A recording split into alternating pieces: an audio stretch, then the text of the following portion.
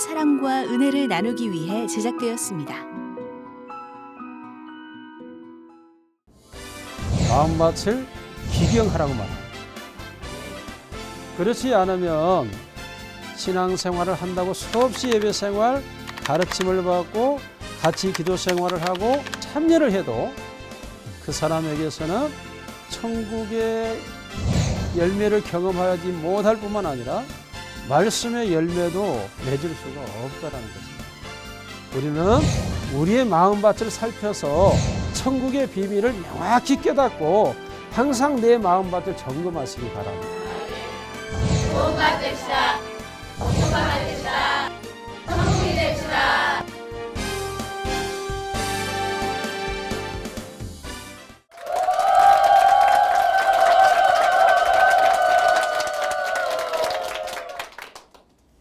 안녕하세요. 반갑습니다.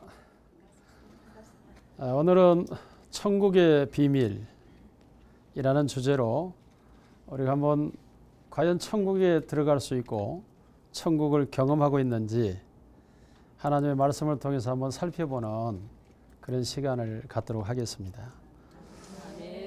농부가 씨를 뿌리는 것은 무엇을 얻기 위함이죠? 열매를 얻기 위해서 씨를 뿌립니다. 그런데 예수님께서 농부가 씨를 아무리 많이 뿌렸는데도 열매를 걷지 못한 밭이 있다고 말씀합니다.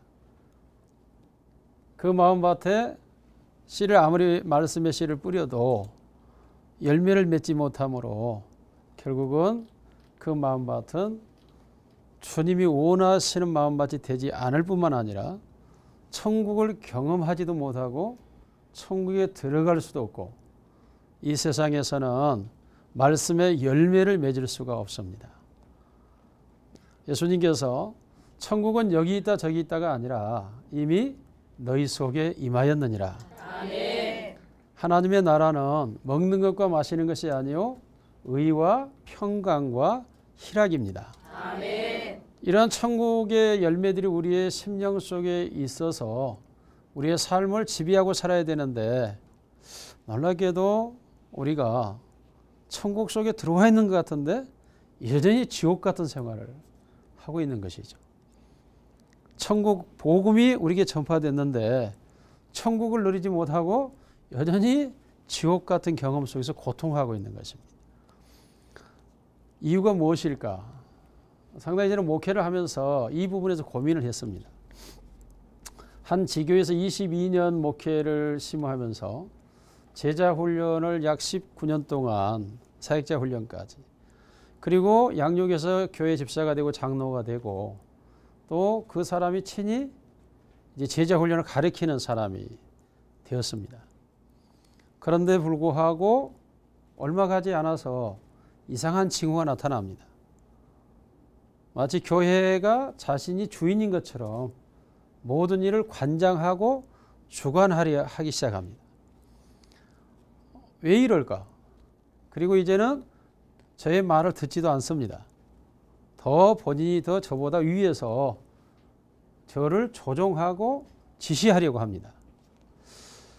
도대체 왜 이렇게 되었을까 하고 심각한 저는 고민에 빠져서 하나님의 말씀을 다시 한번 살펴보기 시작했습니다. 제자 훈련도 수없는 교육도 기도도 예배 생활에서도 이게 전혀 실패가 되기 때문입니다. 그러다 깨닫는 것이 마태복음 13장에 나와 있는 내용과 마가복음 4장과 누가복음 8장에서 예수님께서 천국의 비밀이 있다라고 말씀합니다. 이 천국의 비밀은 외인에게나 이방인에게는 알려지지 않았다고 말씀합니다. 그리고 예수님이 친히 자신의 제자들에게 너희에게만 알려진 것이라고 말씀합니다. 그러면서 천국의 비밀을 설명합니다. 많은 사람들이 이 사실에 대하여 보기는 보아도 알지 못하며 듣기는 들어도 깨닫지 못한다고 말씀합니다. 사실은 그 헬라 원어에서는 못한다가 아니라 안 한답니다. 말씀을 들어서 이것이 천국의 비밀인 줄 아는데도 죄악된 욕심과 죄의 세력에 붙잡혀서 하지를 않는다는 것입니다. 그러므로 천국의 열매를 맺지를 못하고 말씀의 열매를 맺을 수도 없다라는 것이죠. 그러면 어떻게 해야 되는가? 여기에서 예수님은 마음밭을 기경하라고 말합니다. 묵은 밭을 갈아엎어야 된다는 것이죠.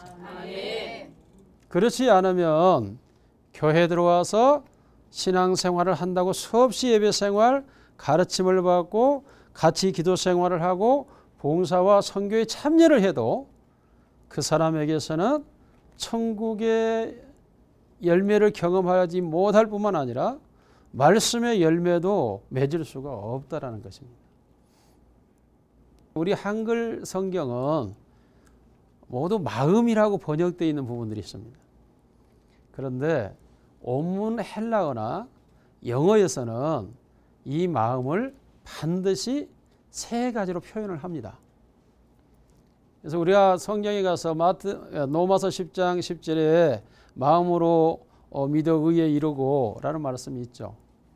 그럴 때 이 마음은 우리는 다 동일한 단어로 마음이라고 되어 있지만 영어에서는 마인드로 되어 있습니다.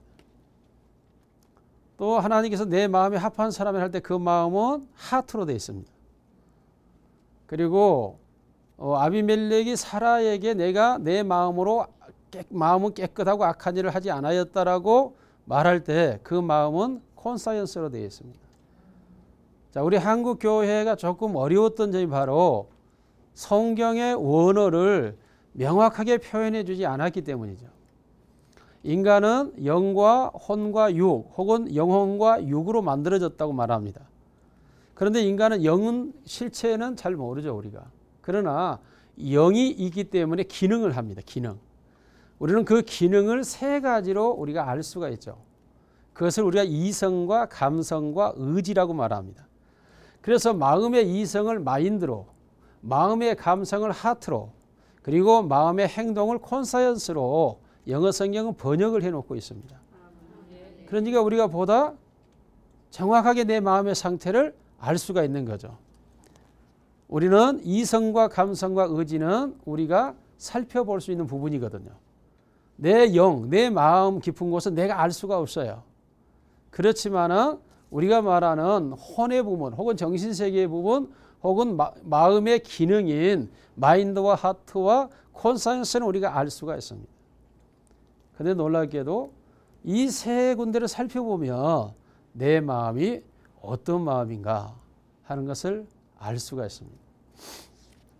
예수님께서 천국의 비밀을 말하면서 농부가 가서 씨를 뿌렸는데 더러는 그 씨가 길가에, 더러는 돌밭에 혹은 반석 위에, 더러는 가시밭에, 더러는 좋은 밭에 떨어졌다고 말씀합니다. 그런데 이 마음밭에 떨어진 씨가 길가밭에 떨어진 것은 사탄이 와서 주워 먹어버렸다는 거예요. 그리고 돌밭에 떨어진 씨는 기쁨으로 받았으나 환난이나 핍박이 오는 때에 뿌리가 얕아서 말라 죽어버렸다고 말합니다. 가시밭에 떨어진 씨는 잘 자랐어요. 잘 자랐는데 세상의 재리와 유혹과 향락과 욕심이 들어와 기운을 막음으로 그 씨가 나무가 죽어버렸다고 말합니다. 그런데 좋은 밭에 떨어진 씨는 그 씨는 100배, 60배, 30배 열매를 내었다. 그 말씀합니다. 오늘 여러분 이런 마음밭 해야 되겠죠. 네, 이런 마음밭 되시기를 원합니다. 예수님께서 천국의 비밀 할 때 이 천국은 우리가 성경에서 두 가지로 해석이 돼요. 하나는 헤븐도 오브 가드라는 단어를 써서 공간적 개념의 천국, 즉 하늘나라를 말해요. 또 하나는 킹덤 오브 가드를 쓰는데 이 단어는 통치, 다스리는 세계를 말해요. 예수님께서 천국이라고 말하는 이 부분은 하나님이 통치된 마음을 말하는 것입니다. 다시 말하면 좋은 마음밭은 하나님의 통치 아래에 있다는 것이죠. 하나님의 다스림 속에 있다는 거죠. 그래서 이들은 반드시 천국을 경험하며 살게 되고 말씀의 열매를 맺고 사는 것입니다. 그런데 여러분 예수 믿기 전 우리가 교육이 전 다 세상에 살 때 우리의 마음밭은 어떠했을까요? 우리의 마음밭은 길가밭 같았겠죠. 예, 다 가지고 또 다 가지고 다 가져서 오늘 온통 죄악에 사로잡혀 있는 겁니다. 우리의 마음이 성경이 말한 대로 부패하였다 그랬어요. 예레미야 7장 19절에 부패된 마음. 또한 우리의 마음에는 죄의 세력에 오염되어 있는 마음. 그래서 정수부터 발끝까지 상한 것이 없고 썩고 문드러진 상태라고 성경이 인간을 진단합니다. 그러므로 이런 상태의 이 마음밭은 이미 죄악으로 길들여져 있기 때문에 이 마음에서 나오는 나무도 결국은 길가밭과 같고 자갈밭과 같고 가시밭과 같은 마음밭일 수밖에 없습니다. 여러분 우리가 예수 믿기 전 세상에 살 때 항상 어떻게 생각했죠? 자기중심주의로 살아요. 예, 그래서 우리가 길가밭, 즉 다시 말하면 콘사이언스라고 하는 우리 양심이 죄악으로 길들여져 있습니다. 그러면 이 사람이 교회로 왔다 그러면 먼저 이 길가밭을 갈아엎어서 씨를 뿌려야 씨가 나고 열매를 맺게 됩니다. 그런데 이 마음밭을 갈아엎지 않고 길가밭 상태 그대로 둔 상태에서 예배를 통하여 아무리 하나님의 말씀을 갖다 뿌려보지만 씨가 떨어지기는 떨어져요. 말씀이 떨어지는데 마귀가 와서 주워 먹어버려요. 집에 돌아가면 남아요, 안 남아요? 안 남아요. 말씀이 남아있질 않는 거죠. 자, 이런 마음밭에서 아무리 예배에 많이 참석한다고 해서 말씀을 통한 변화, 말씀을 통한 능력, 말씀을 통한 은혜, 말씀을 통한 구원의 역사가 일어나겠어요? 안 일어나겠어요? 안 일어납니다. 이게. 그러면 길가밭과 가시밭과 자갈밭이 있는데 어떻게 이걸 알 수 있느냐는 거죠.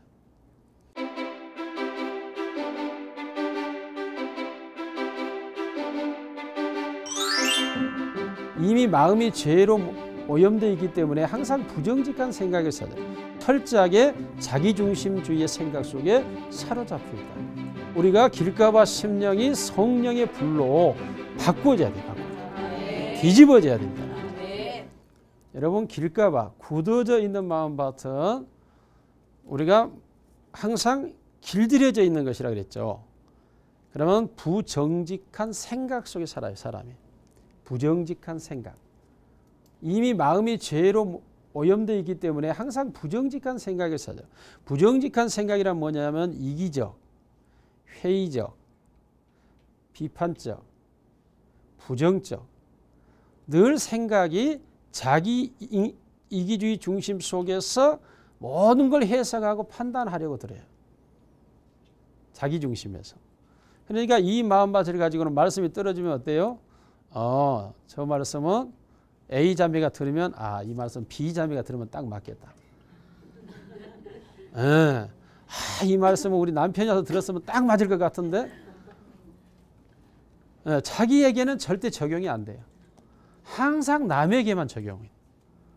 말씀을 가지고. 왜? 나는 이기적, 즉 나는 온전해. 나는 발라. 그런데 실제적으로 모든 생각의 구조를 보면 이익 중심주의, 자기 취미 중심주의, 철저하게 자기 중심주의의 생각 속에 사로잡혀 있다. 이게 그 길가밭의 감성은 어떨 것 같아요? 감성은 부정한 감성이에요. 부정한 감성. 부정한 감성이라는 어떤 감성일까요? 사나운 감성, 쾌락적 감성. 이 감성에 우리는 길들여져 있는 또 하나는 우울적 감성이 존재해요. 그러니까 어려서 성장하는 환경에 따라 우울한 감성에 지배를 받고 살아가는 사람이 있어요. 감성 자체가. 또한 이런 감성, 쾌락주의 감성에 사로잡혀 있으면 쾌락주의적인 감성으로 나가야 돼요. 그걸 해야 풀려요. 쾌락적인 감성을 가지고 있는 사람이 쾌락적인 감성을 느끼지 않으면 불행해요. 삶이 재미가 없어요. 그래서 노래방을 다닌 사람은 꼭 노래방을 가야 풀려요. 그게 한 달에 한 번 가서 한 달에 한 번 가야 풀려요. 안 가면 맨날 삶이 찝찝해요. 감성이. 이 쾌락주의적 부정감성에 사로잡혀 있기 때문에 그래요. 사나운 감성이 있어요. 한 일주일에 한 번씩 폭발을 해야 시원해. 그래야 안 그래? 이 사나운 감성에 길들여져서 자기도 모르게 이 죄에 오염된 사나운 감성이 길들여져 있는 거예요. 그래서 온순할 수가 없어요. 예. 사납게 누구 한번 싸우고 나야 참 온열이 장맛비 한번 맞는 것처럼 시원한 통쾌감을 느끼는 거죠. 더 나아가서 부도덕한 행위에 길들여져 있습니다. 부도덕한 행위. 이 부도덕한 행위에 길들여져 있는 사람 역시 부도덕한 일을 하지 않으면 살 맛이 안 나요. 그래서 우리가 이게 조금 중독이다 얘기할 때는 도박. 예, 도박 알아요? 여러분 아니죠? 예. 도박 또 뭐가 있죠? 알코올, 마약 다 이게 부도덕한 행위로 길들여져 있어요. 예. 그래서 이것이 조금 더 심하게 되면 운동도 조금 잘못하면 이 중독에 들어가게 됩니다. 그걸 안 하면은 그냥 몸이 이상하고 컨디션 조절이 안 돼요. 해야만 컨디션이 되죠. 이렇게 우리가 부도덕한 행위에 길들여지게 되면 거짓말도 길들여져요. 의도적으로 거짓말한 게 아니에요. 계산적으로 한 게 아니라 길들여져 있어서 거짓말해요. 또 과장되게 말한 사람 있잖아요.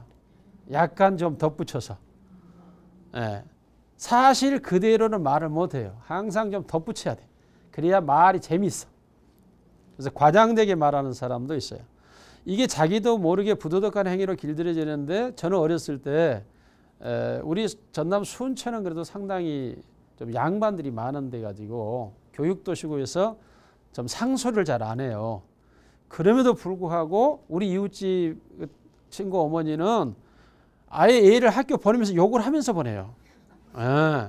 야, 뭐, 말 미쳐 이런 거예요.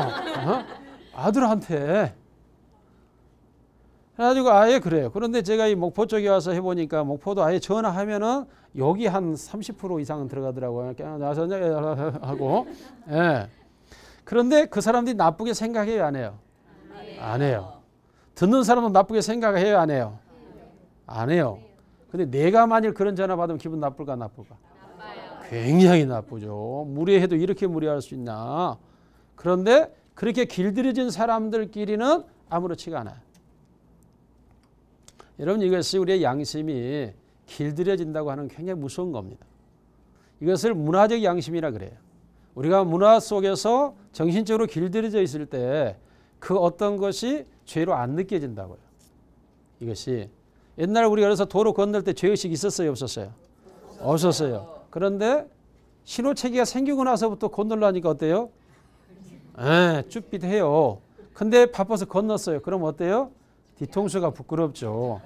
양심에서 가책을 느끼게 하는 거죠. 이렇게 우리의 양심은 살아오는 과정에서 본래적 양심도 있지만 하나님을 찾아가려는 길들여진 양심이 있어요. 이게 문화적 양심이라 그래요.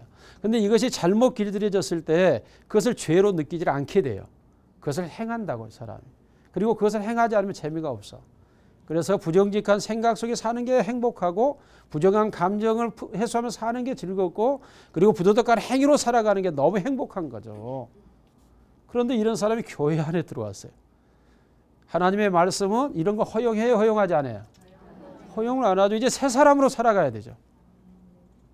새 사람으로 새롭게 살아가기 위해서는 내 안에 이전에 있었던 그런 죄악에 길들여진 양심이 벗겨져야 되죠. 그러지 않고는 나는 하나님의 세계로 들어갈 수가 없는 거죠.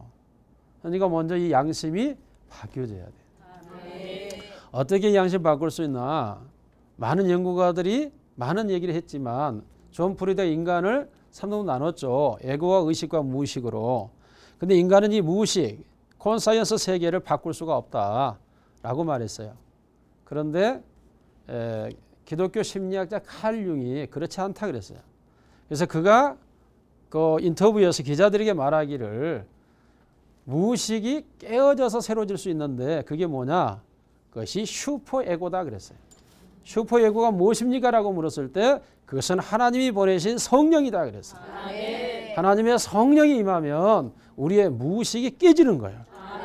그리고 말씀이 날성검이 되어 파고 들어와서 우리의 잘못된 양심을 새롭게 만들기 시작해요. 그러므로 우리가 길가봐 심령이 성령의 불로 바꿔져야 돼요. 뒤집어져야 됩니다.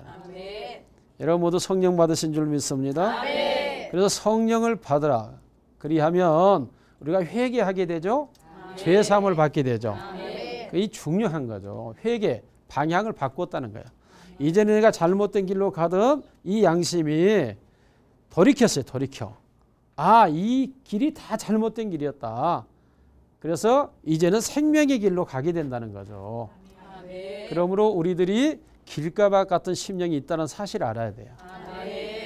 내가 혹시 아직도 예수 안에서 새로운 심령이 되지 못하고 묵은 밭을 길을 아직도 가고 있는 내 이성, 내 감성, 내 의지가 있는가 살펴봐야 됩니다. 아직도 한두 개씩 남아있을 수 있어요. 남편을 개 잡듯이 잡는 버릇이 아직도 있는지 한번 봐야 돼요. 남편을 존경해야 되죠. 복종해야 되죠. 그러니 속히 바꿔줘야 되죠.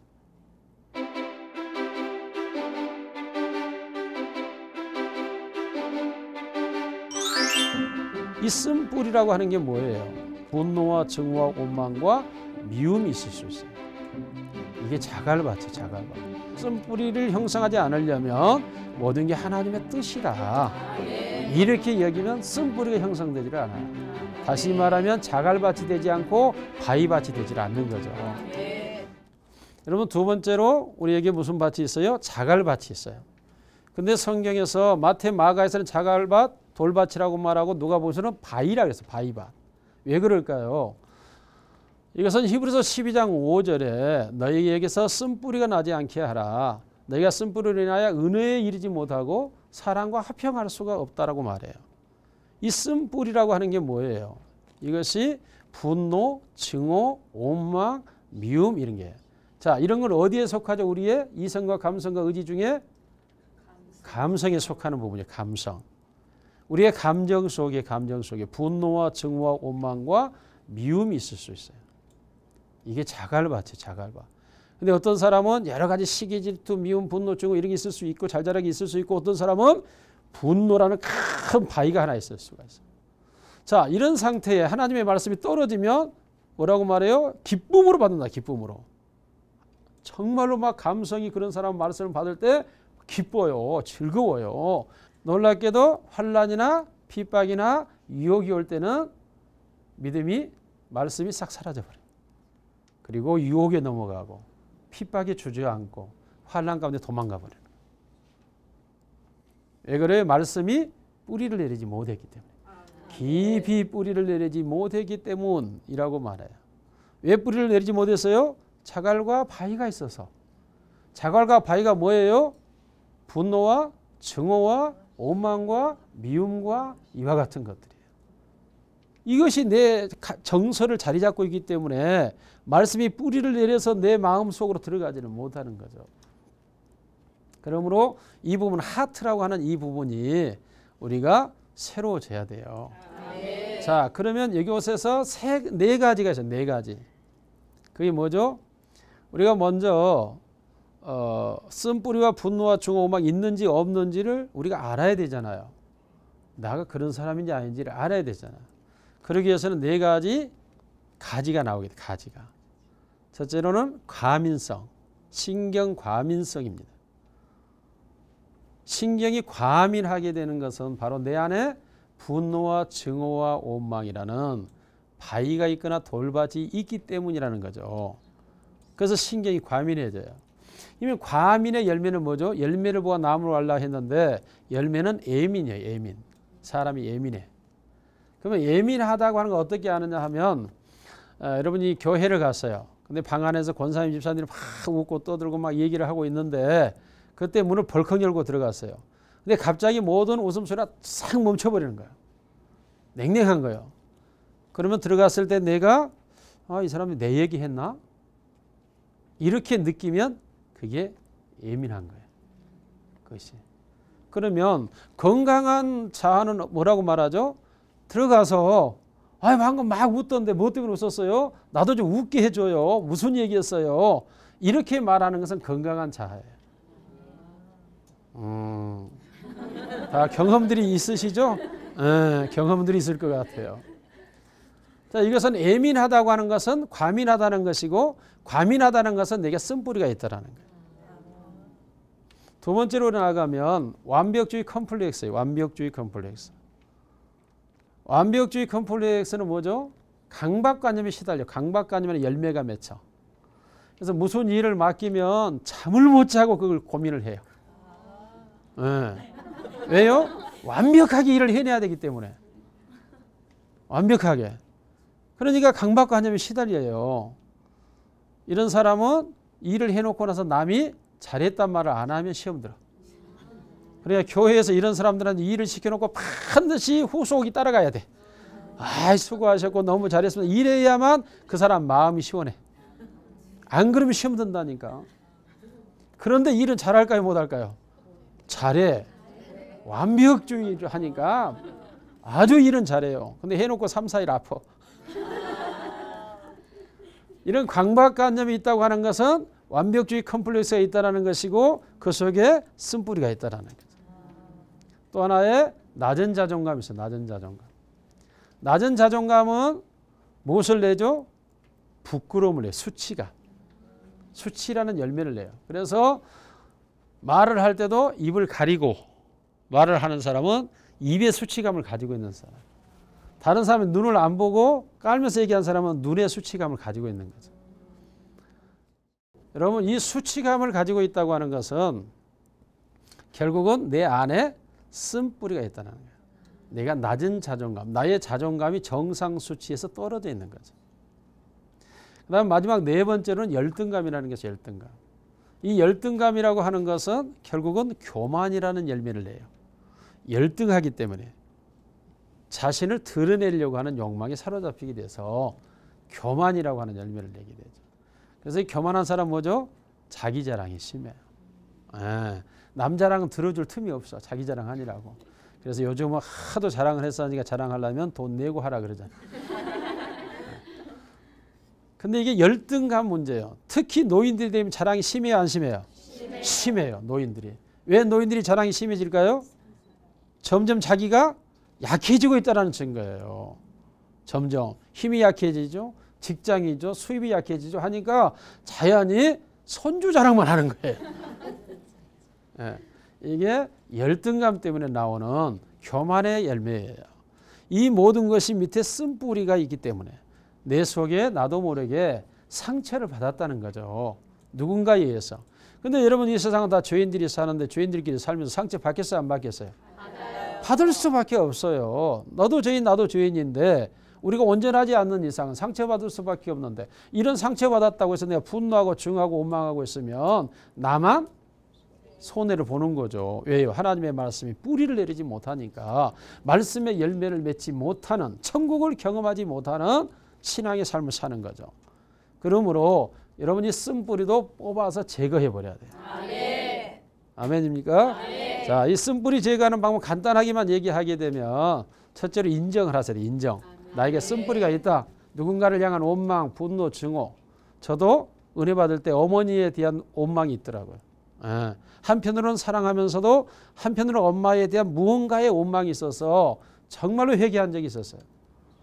우리도 나도 모르게 부모를 향해서 그런 게 있어요. 특히 결혼하신 분들은 남편에게, 아내에게 원망이 있을 수 있어요. 여러분 남편은 하나님이 짝지어 주셨습니다. 내가 선택하거나 그가 나를 택한 게 아니고 하나님이 짝을 지어 주신 거예요. 그렇게 받아들여야 원망이 사라지는 거죠. 원망이 있다는 인정하셔야 되죠. 두 번째로 나에게 그런 상처를 준 자를 용서를 해야 되죠. 용서. 세 번째로 자기 자신을 용서해야 되고 네 번째로는 하나님의 뜻으로 여겨야 됩니다. 그게 하나님의 뜻이었다. 왜요? 나를 연단하기 위해서. 나를 갈고 다듬기 위해서. 나를 만들어가기 위해서. 그래서 우리가 흔히 피할 수 없는 일이 있어요. 그게 뭐죠? 부모는 바꿀 수가 없어요. 내 부모가 가난하게 태어났다고 해서 내가 원망하고 살 수는 없어요. 왜요? 그건 하나님이 정해서 나를 이 땅에 보내기 위한 방법이었어요. 이 땅에 태어난 것만으로도 감사해야 돼요. 그래서 부모를 바꿀 수 없어요. 그 다음 국적을 바꿀 수 없어요. 우리는 어렸을 때 정말로 미국에서 살기를 원했어요. 아프리카인이 되기를 원했어요. 왜요? 그들은 한국에 와서 우리 마을 부근에가 미군 부대가 있었는데 찝차 타고 다니면서 그 먹는 것이 너무 통조림만 먹는데 너무 좋은 거. 그거 하나 먹기 위해서 막 우리가 막 몽키 그랬어요. 그래가지고 그들이 그거 하나 받아먹으면 얼마나 맛있었는지 몰라. 내가 왜 한국에 태어났지? 그런데 지금은 대한민국이 제일 자랑스럽잖아요. 아멘. 대한민국처럼 멋지고 아름다운 나라가 없습니다. 아멘. 잘 살고 행복한 나라가 없어요. 아멘. 세계를 가보면 알아요. 옛날에 선진국 이름뿐입니다. 지금은. 자, 이와 같이 나라 바꿀 수 없는데 또 우리의 머리 바꿀 수가 있어. 머리. 예. 곱슬머리를 직머리로 바꿀 수 있어요, 없어요? 바른 머리는 못 바꿔요. 안 바꾸십니다. 물론 염색을 해서 이런 색깔 저런 색깔 넣을 수 있지만 안 바꿔지는 거죠. 이러한 요소들 중에 몇 가지가 바꿔질 수 없는 하나님께서 운명적으로 주신 게 있어요. DNA도 마찬가지고.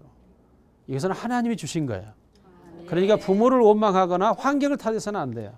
하나님이 나를 이 땅에 보내시기 위하여 선택한 방법이었어요. 그러니까 또한 내 삶 속에서 이런 일 저런 일을 경험할 수 있는데 그것도 하나님이 나를 만들기 위한 방법이에요. 나를 자기 백성 삼기 위해서 죄에서 떼어내 올려니까 이런 고난 저런 시련들을 주어서 나를 불러온 겁니다. 이렇게 하나님의 뜻으로 인정을 하셔야 돼요. 다윗이 자기 아들 압살롬의 반란을 피해서 요단강을 건너갈 때에 사울가의 사람 시므이가 다윗을 저주를 해요. 비루한 자야 하면서 다윗을 비난하니까 다윗의 옆에는 아직도 600명의 용사가 있어요. 그러니까 다윗의 충성스러운 장수 요압이 내가 단칼로 가서 저 이를 베어버리겠다고 말한. 다윗이 가만 놔두어라. 하나님이 시키지 않았으면 저가 어찌 나를 비난하겠느냐. 다윗이 그렇게 말해. 훗날 다윗은 시므이를 살려주고 밥 먹게 하고 사울 농가의 모든 재산을 시므이에게 줘요. 하나님께서 시키지 않았으면 이라는 다윗의 그 신앙관이 다윗의 삶 속에 수많은 상처받을 수 있는 상황에서 상처를 안 받는 거죠. 하나님의 사람들이 상처를 안 받는 이유가 하나님의 뜻이었다라고 여기기 때문이에요. 요셉이 형들을 원망하지 않죠. 자기를 팔아먹었지만 죽이려 했지만 그러나 하나님이 형들을 앞서 나를 보내서 이때를 하나님이 예비하셨다라고 말하죠. 그러므로 우리 하나님의 사람들이 상처를 받지 않고 쓴뿌리를 형성하지 않으려면 모든 게 하나님의 뜻이다. 이렇게 여기면 쓴뿌리가 형성되지 않아요. 다시 말하면 자갈밭이 되지 않고 바위밭이 되지 않는 거죠.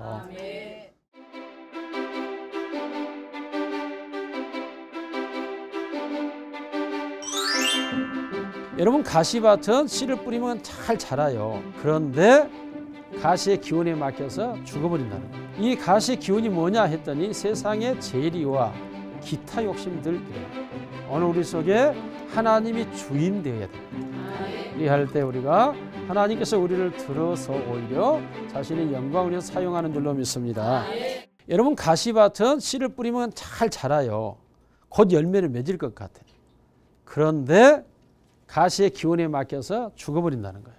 열매를 못 맺고. 이 가시의 기운이 뭐냐 했더니 세상의 재리와 욕심과 향락과 기타 욕심들이래요. 인간의 욕심을 분류하면 네 가지예요. 명예욕, 권력, 향욕, 물질욕이에요. 그럼 이게 있는지 없는지를 우리가 어떻게 알아요? 아까 우리가 쓴뿌리가 있는지 없는지를 과민성과 완벽주의 컴플렉스와 낮은 자존과 열등감을 볼 때 자랑이 있느냐 없느냐, 강박관념이 있느냐 없느냐, 수치감이 있느냐 없느냐, 예민함이 있느냐 없느냐를 열매를 보아서 알 수 있는 것처럼 우리에게도 마찬가지로 이 탐욕이 있느냐 없느냐를 알 수가 있어요. 여러분 골로새 3장 5절에 탐심은 뭐예요? 우상 숭배예요. 우상 숭배. 그래서 우상 숭배이기 때문에 헛된 거라고요. 즉 내가 생각하는 욕심대로 내가 이루어지질 않아요. 근데 욕심은 마치 나를 그렇게 이룰 것처럼 끌어가는 거. 이게 탐심이에요. 탐심. 이 탐심에서 우리가 그러면 내가 명예욕이 있느냐 없느냐는 어떻게 알 수 있어요? 명예욕이 있는 마음밭에서 나오는 말이 뭐예요? 나를 몰라줘. 예.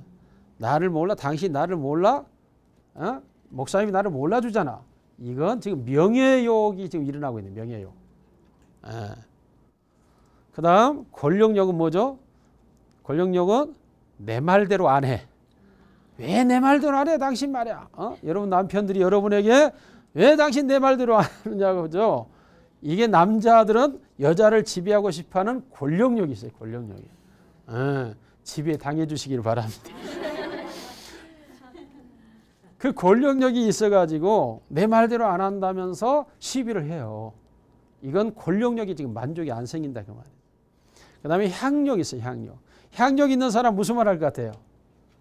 아이 사는 게 재미가 없어. 사는 게 재미가 없다 그래. 사는 게 재미없다. 어떤 사람 교회에서도 그래. 목사님 교회 생활에 재미가 없어요.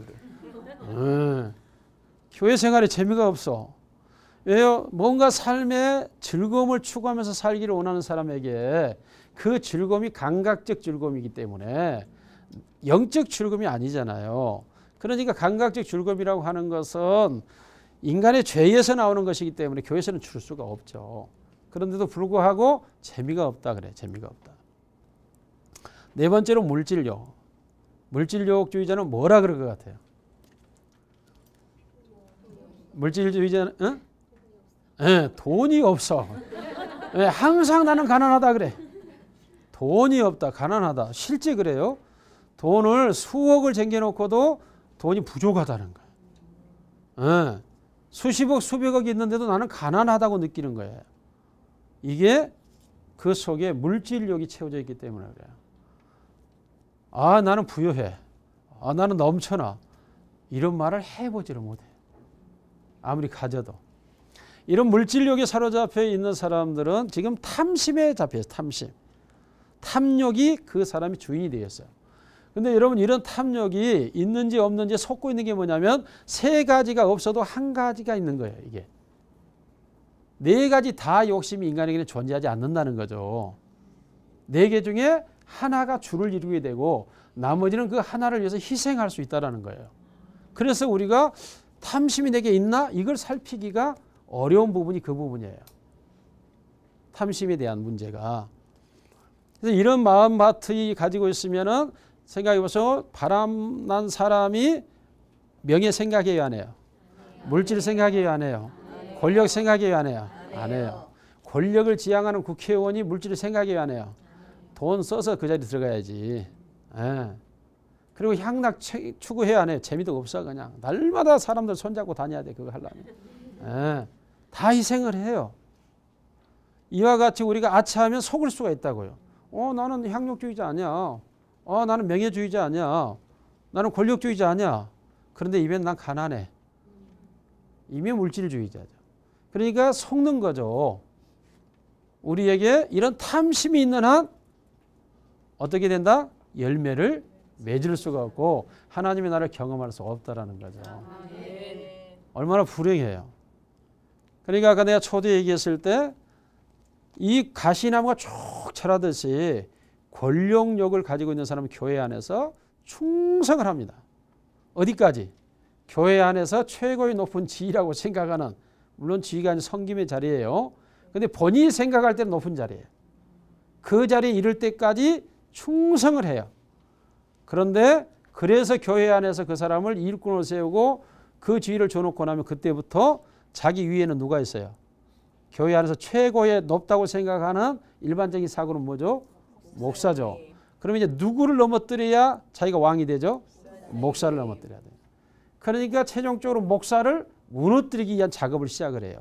그것이 교회의 분열이고 분란이고 여러 가지 얘기를 하지만 실상은 그 마음속에 있는 탐욕, 권력욕, 명예욕. 요즘 현대교회는 교회 그 건물이 비싸니까 물질욕까지 포함돼 가지고 교회가 어려움과 아픔을 겪는 이유는 바로 이 죄에서 나오는 탐심 때문, 혹은 그 속에 있는 쓴뿌리의 지배를 받기 때문에 쓴뿌리에 의해서 이 모든 문제들이 양산되고 있는 거죠. 탐심을 버려야 됩니다. 아멘.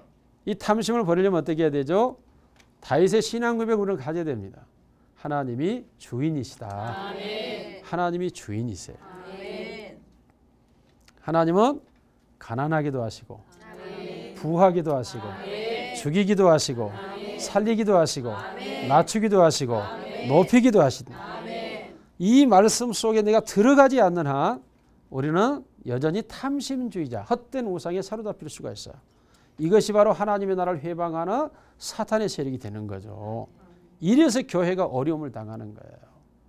오늘 우리 속에 하나님이 주인 되어야 됩니다. 아멘. 철저하게 하나님이 주인 되어야 됩니다. 아멘. 그리할 때 우리가 하나님께서 우리를 들어서 오히려 자신의 영광을 위해서 사용하는 줄로 믿습니다.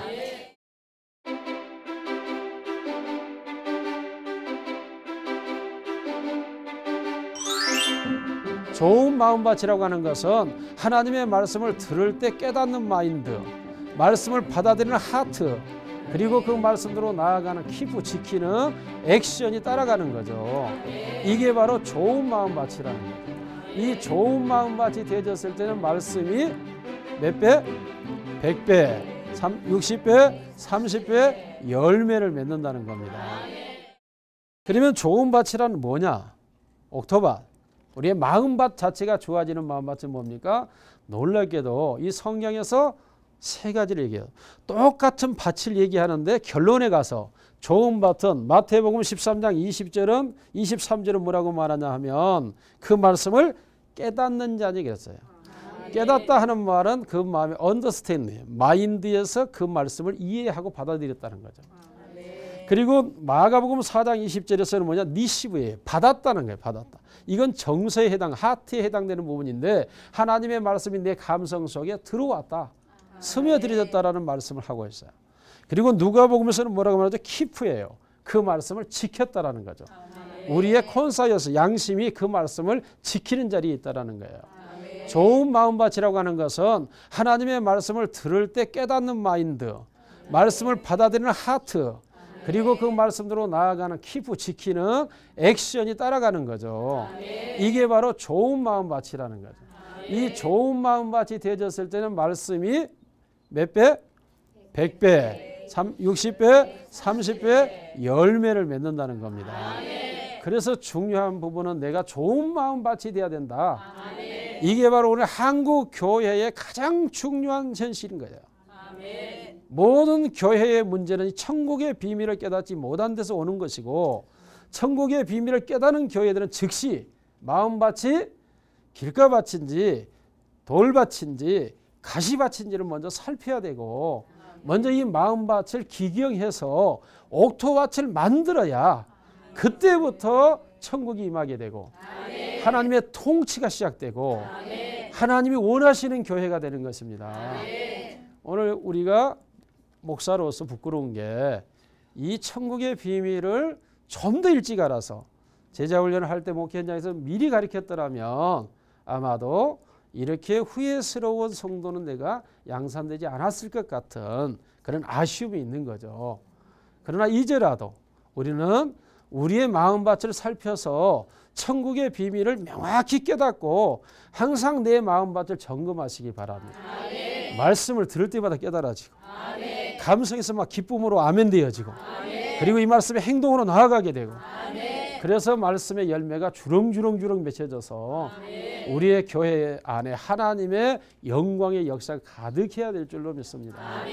그러므로 우리 모두는 다 같이 오른손을 들고 좋은 밭 됩시다. 좋은 밭 됩시다. 옥토밭 됩시다. 옥토밭 됩시다. 천국이 됩시다. 천국이 됩시다. 할렐루야. 아멘. 감사합니다.